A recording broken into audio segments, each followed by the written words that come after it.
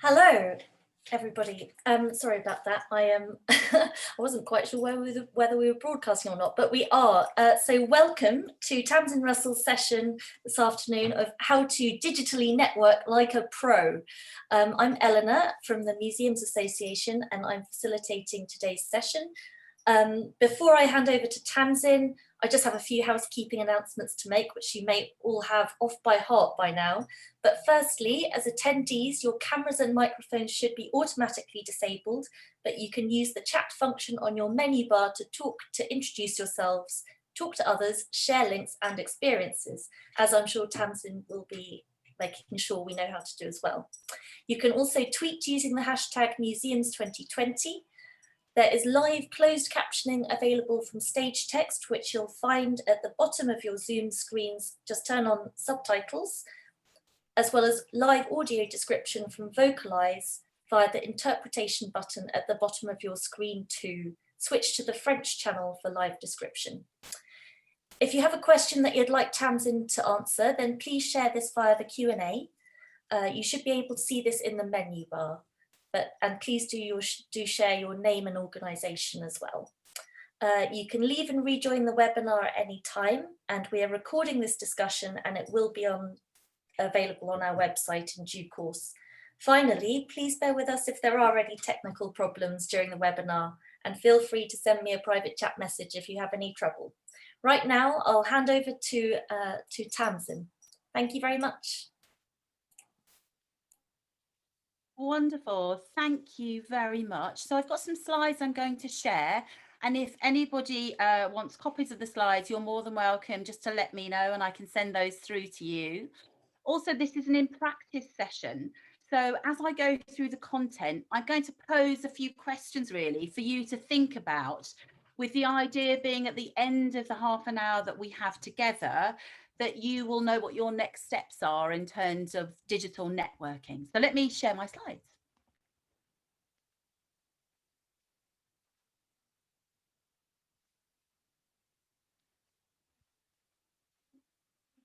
Bear with me. Okay, so welcome. So the first point to call around digital networking is around the use of the hashtag. I will be talking about using hashtags both in Twitter and in Instagram as we carry on. But really, first of all, before we get started, I wanted to share my approach to learning in general, which is if we all share, we all learn. And on that basis, if you do have hints, hacks, any experiences, any signposting to people that you think do it really well, that could be role models for us all, please use the chat function to share your insights. I will be talking through a variety of different things, and I'll show you the contents page now. So I'm going to talk about identifying your networking objectives. So why is it you want to network? I'm going to talk about some of the principles around digital networking. So for example, talking about the ethics of networking digitally. I'm going to talk about your own digital footprint. And this is again when one of the exercises comes into play, where I get you to think about where are you currently active? What platforms are you using? And also on what basis? I'm going to share some hints and hacks as we go through. And then it says right at the end, some questions, but feel free to, as Eleanor has said, use the Q&A function at the bottom of the toolbar. So my first key message really is around the word networking, which I cannot abide. I think it is a really loaded term. And when I think about networking, I'm physically shying away from it. It just feels all a bit too shallow, a little bit too inauthentic for me. It feels like sidling up next to somebody and sort of saying, oh, have you had a good day? It doesn't sit well with me. So that may well be that it doesn't sit well with you. I have reframed my approach, and I just think around it as building relationships. You know, you wouldn't go to the pub and say, oh, I'm going to network this evening. You would say you're going to have a chat with people. And I think as soon as we get rid of the notion of networking, and professional networking at that, it demystifies it. It makes it far less complicated, far less onerous. So I think that's a really important point to make. So let's have a look at the different headings. So identifying what you are hoping to achieve through networking is really important, and there is a number of different ways. It can be about increasing your visibility, it can be about increasing your profile, your reputation, it might be about professional development, It might be about improving your opportunities in terms of seeking work, freelancing contracts, volunteering opportunities, or you could be networking specifically on behalf of your organisation. So looking to build partnerships or extend peer relationships within the sector. The reason it's important to start thinking about what it is you're hoping to achieve, and it could be a number of those things at exactly the same time, is that it really does have an influence on your tone and style, the extent to which you're chatty and informal, the requirement to be more professional, structured and formal in your communication style. So understanding what those objectives are really sets you on the path around how you will begin to engage, and that's digitally and physically. There's also something around identifying the content and the messaging. So what is it you want to share? What do you need to make clear? What are you trying to showcase? Are you trying to signpost? What is the take-home message you want them to have? So just for those of you that were with me this morning when we talked about what are your objectives for the conference, identifying what your objectives are for networking is important, because first of all, it informs tone, style, content and messaging, but also it may well inform the type of platform you choose. If I have identified that the reason I want to network is to develop a specific relationship with a specific individual in a specific organization, and I know they are more active on Instagram, for example, they may well be working in a more visually oriented part of the museum community, I might decide that I need to engage with them through Instagram. The platform choice is often a function of who it is you want to engage with, but also it's a function of whether you are creating content or consuming content, and that is all bound up in what your objectives are. The reason it's also important to identify what your objectives are is that that enables you to focus your energy and investment. I do not have lots of time free to do digital networking. So I have to make a decision, an informed decision based on the original question around where am I going to invest my energy? Where am I going to invest my time? Because I want to get a return on that investment. And the way I get a return on that investment is by making sure I'm delivering to my objective to begin with. Before we get into thinking about your digital footprint, I just really want to highlight some aspects I think that perhaps we don't always appreciate. Digital engagement and social media, digital platforms become so much part and parcel of what we do. We've sort of jumped in really without necessarily thinking around these things. And I think it's important to reflect. So digital privacy, understanding absolutely what your own boundaries are in terms of what you are prepared to share and not share. So I'm extremely active on Twitter. My content on Twitter is 99% associated with museum psychology and inclusion. I don't talk about my family. I don't post about my family, apart from about 1% of the time. And that, to be honest, has been until lockdown a very clear strategy to enable people to see that I am a human being as well as a professional. So thinking about what your boundaries are in terms of what content you're putting out is important. Also in terms of the information you provide in your biography, and we'll talk about personal branding later on. Digital capacity is also about boundaries. So, if your objective is around professional development, there are numerous opportunities, endless opportunities where you can follow link after link after link. You can participate in this event, that event, the other event. I can participate in this network, that network, the other network. Where does it all end? So understanding your own capacity and your objective networking enables you to think about how you use your time. Are you going to limit yourself to particular screen times per day? Are you going to limit yourself to digitally networking during working hours because primarily it's professional focus? Also, you need to think, certainly if you're a line manager, are you setting any unrealistic expectations or perhaps not being the best role model for the teams that you manage? Digital poverty and your access to data, you may well have the kit, but you may not have the data, thinking about how you access that. And certainly from an ethical perspective, 0.35 in the Code of Ethics for Museums very clearly states you need to be clear about when you are communicating personally or on behalf of your organization. And I think sometimes digitally that feels far less clear.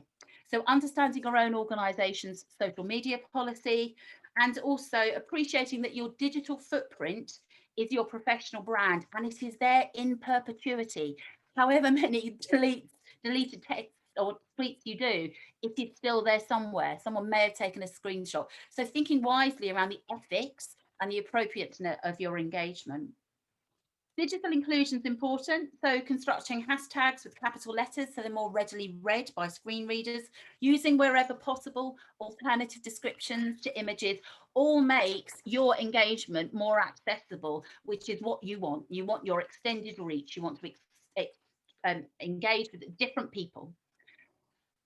Wellbeing is an important part, and it's a function of all those other things I've talked about. But I do think it's really important to note that social media space can be harsh.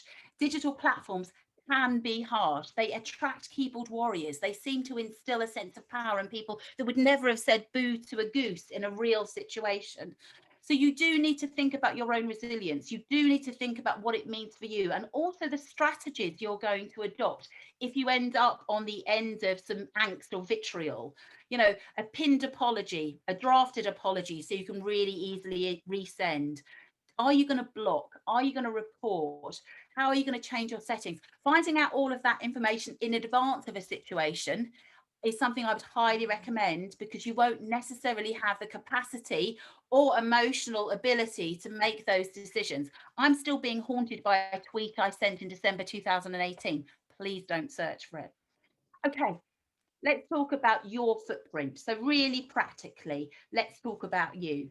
So thinking around the social media channels you currently use, the digital platforms you currently engage with, and mapping those out on a piece of paper. You know, is it Facebook? Is it Instagram, LinkedIn, TikTok, WhatsApp, Snapchat, Zoom, Teams, Skype, the list goes on. It could be some social media sharing boards like Trello or Jamboard.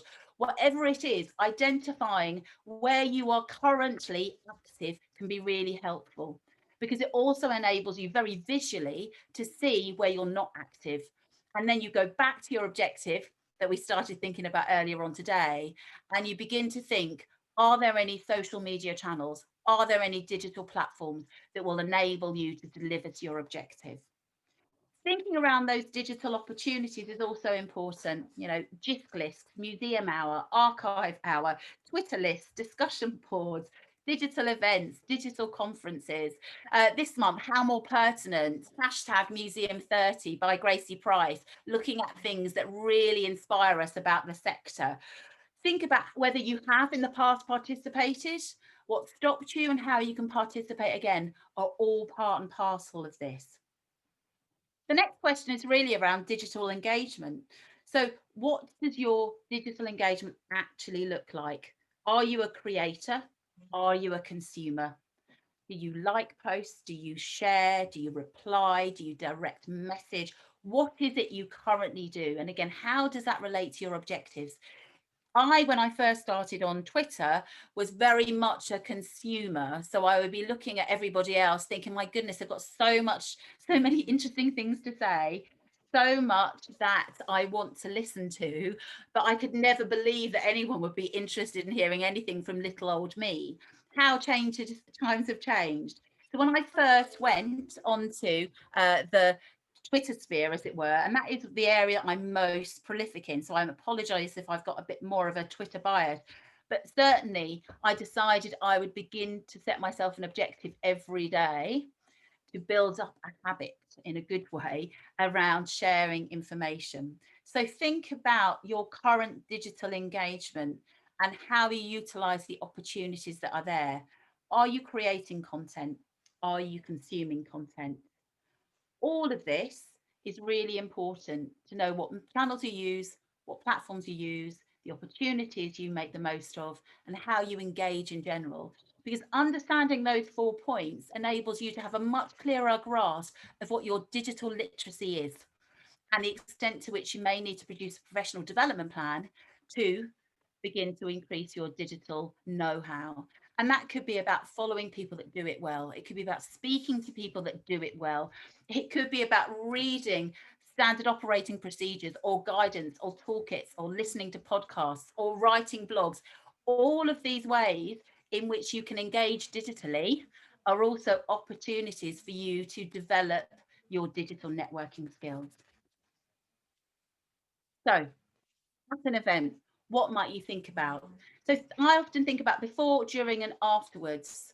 So if I'm going to an event, I will absolutely look through the participant list. I will try and identify who is going to be there, who's speaking, and are any of these people I'm interested in getting to know better. I might Google them to find out what they've been up to.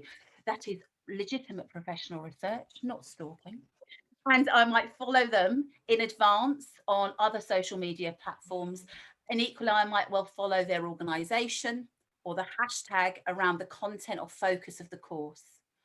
I might engage with them in advance. I might even announce my arrival before a particular session. So, for example, I've used TweetDeck today to schedule my tweets so that I don't have to be tweeting in the moment. I can tweet throughout the day. And also in terms of before, you might want to think about how you're coming across, and we'll come on to personal branding shortly. During events can be far more challenging. So preparation is key. So a few sort of hints and hacks from me really is that if I'm participating in a museum hour, what I do is I put in the answer A1, then a bullet point, and then the hashtag museum hour and hashtag museums at museum hour. And then it means that during the flow of a museum hour, I can copy and paste that particular piece of script into my tweet and then add the additional detail on top, saving a huge amount of time, but also ensuring that I'm engaging appropriately. Certainly would always advocate asking questions wherever possible in session using the Q&A function. I can see I've got one currently. But also outside of a session using digital media to help you have your questions answered. I often use digital platforms to say, can someone help me with? Does anyone have a good example of? Our sector is hugely generous. We genuinely want to share information and affect change. So either in session or outside of a session, feel free to ask questions using whatever digital platform you want to use. Chatting on a Zoom event like today is also a way of connecting. So please say hello. I hope you have. I can't see the chat function at the moment, but please say hello. Participating in as many opportunities as possible. So whether that be a reps lunch for our conference or drinks afterwards. And I appreciate that different people have different responsibilities and they can't always participate in all of those digital opportunities. But even you identifying your objective will enable you to prioritize. And certainly, during any event, share your learning, your insights. What did you think about what that speaker said? And share more. Afterwards, there are opportunities to engage more fully. So you might want to follow a few more people. You might want to direct message them if you've got a particular question. You might want to email them if they've shared their email details. But what I would say within all of that is just make sure that they have a time to breathe. When I get back on Monday, I'm fully envisaging a inbox that is looking a little bit scary. So just allow people to get back and just say, I can't believe a week has gone past where I first saw you present. So using their platforms that they like to engage with them on their terms can be really great. Personal branding, and I'm just along in the last 2 minutes of my presentation before I open for questions, so I'm looking forward to this, is important. So one of the best hints that I was given was just to make sure that your personal branding is consistent across channels. So if you looked at my LinkedIn, it's not that great, but look at my Twitter and my Facebook and all of the other Eventbrite and Teams, everything I have put in the same photograph, we'll come to that in a moment, and also the same bio. So people know when they see my photograph, when they see my bio, they know what they're getting. And I've put in my bio who I am, what I'm about, as a really nice thumbnail sketch of communicating exactly who I am and what I stand for. So let's just come on to images. This is one of my favorite hacks. So if you follow me on Twitter or you've engaged with me on any way, shape or form, you may well have seen this. So this is an image that I have been using now since, I think, April 2019. This is me. It looks like I am a supremely clear presenter. I love this picture because I wasn't even presenting at this conference. I was just having a coffee outside and no one was in the lecture theatre. And I thought, you know what, every time I present, like I am now, if you're taking a photograph of me, no doubt there'll be a photograph of me mid-sentence, not looking as polished as perhaps I would like to be. So I went in with a friend and I said, can you just take some photographs of me? I use this photograph now across all of my social media platforms because what it does do is it communicates my brand, which is friendly, open and professional. So think about how you use your image, think about how you use your bio to present your personal branding, and then think about other things that you can put in place. For example, blogs or podcasts, whatever it is that is true to you, because being authentic is the way to be most effective in digital engagement. On that note, I think I am going to just highlight that as part of that, building your community is really important, whomever they may be. And like-minded individuals are great, but I really would caution against being in an echo chamber on any sort of digital social media platform or in any event or in life in general. The diversity of our sector is great. We need to listen to multiple views. That's how we grow. That's how we learn. And certainly all sharing and all learning our inspirations and our nuggets, for me, is the thing that makes digital networking even better. I can get a really clear sense of who you are by sharing all those things. And I will stop talking now, and I will close my presentation, and I will stop sharing. So I think we've got about 8 minutes to go. I'm going to stop. I hope that was enjoyable. Eleanor, I'm not sure whether I've got questions that you can field to me. Oh, I can field you some questions. So, first of all, we have Michael Taylor, who would like to ask, would you agree that organisations should have a social media strategy? I think all organisations need to have a communication strategy. The delivery mechanism has traditionally been through print advertising, and we might use marketing as a, I suppose, as a brief word to describe that. So social media is a way of delivering messages. It is a platform, it has its own intricacies, and therefore it does need to be looked at in detail. But I think organisations need to think about their communication strategy. And when they do that, what I would really love them to think about is how they do that, not only from business to business or organisation to customer, but also from organisation to community and backwards. So it is about, yes, that was a long answer, yes, they should, but whether it is called a social media strategy or whether it is encompassed under an organisational communication strategy is what I would question. Next up, we have a mysterious person just called R, saying, what if you don't have a digital footprint? I'm assuming this means if you don't have many followers or you don't have accounts, how do you start off? So I think, first of all, I mean, the fact that you guys are all here may make me believe that you want to be more active digitally. But I also should say, because it's a really good question, is that, you know, it doesn't suit everybody. I certainly know that I have learned more from being on in social media situations and following links and posts that other people have posted, and I couldn't do without it. But I also know it's not everyone's bag. So I think, first of all, if you don't think digital engagement is your bag, that's your prerogative as a professional. I think increasingly in organisations, CF that previous question, digital engagement is part and parcel of what lots of museum professionals do. So even if it's not your bag personally, you may want to develop those skills professionally, because that may well be the USP between you getting a job and someone else. So if you haven't got a digital footprint, I would just say go through those questions. What is your objective?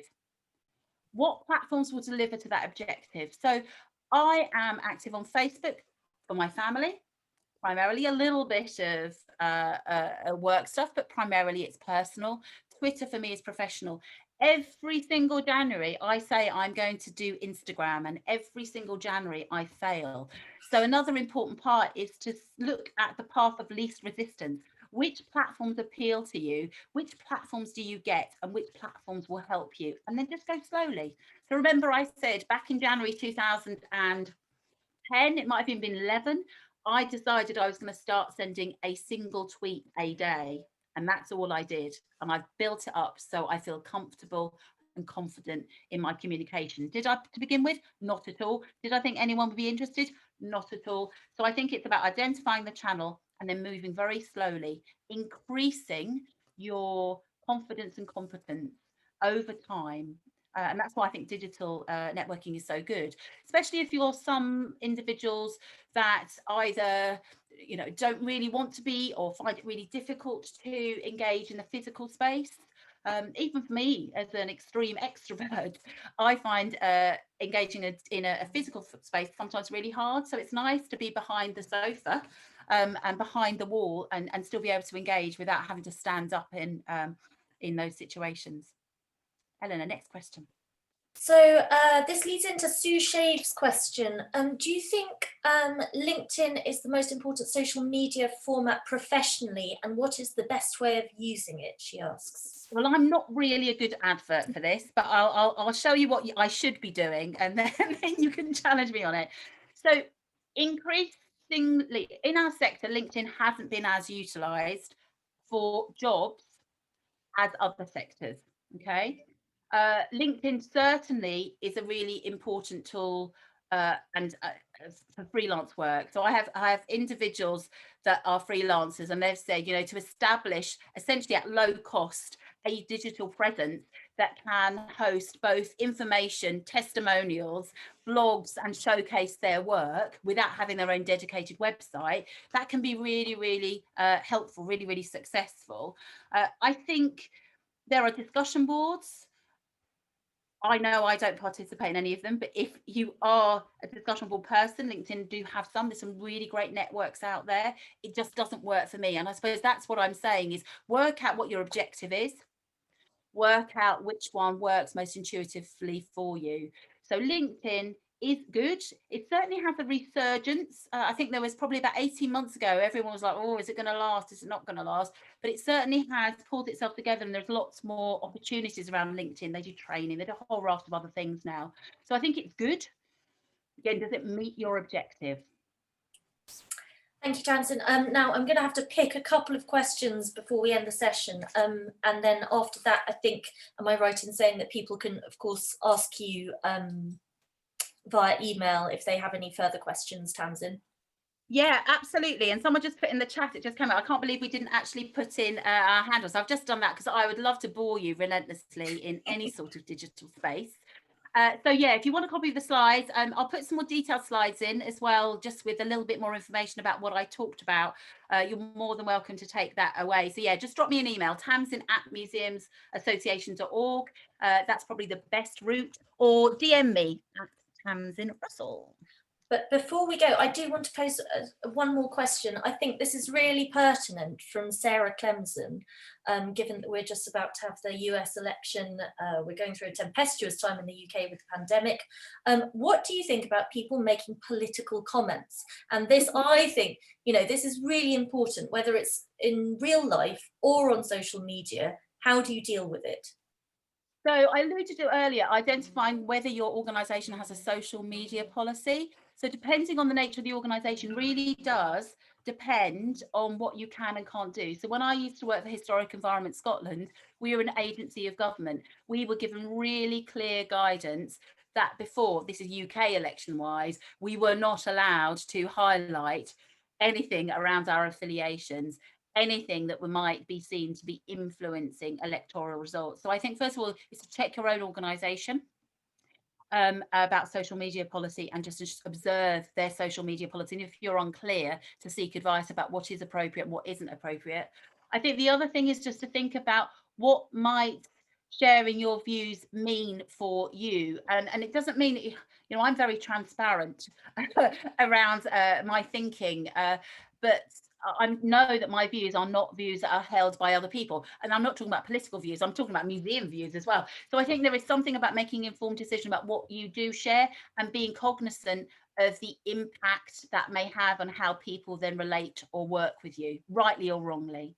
I hope that's answered your question, Sarah.